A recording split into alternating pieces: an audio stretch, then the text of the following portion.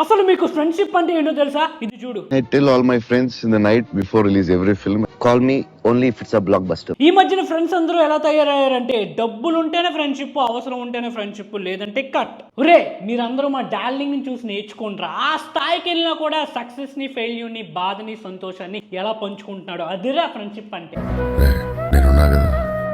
మనకి 10 మంది స్నేహితులు ఉండాల్సిన అవసరం లేదు. ప్రభాస్ డార్లింగ్ లా ఒక్క స్నేహితుడు ఉన్నా మీ లైఫ్ మారిపోద్ది.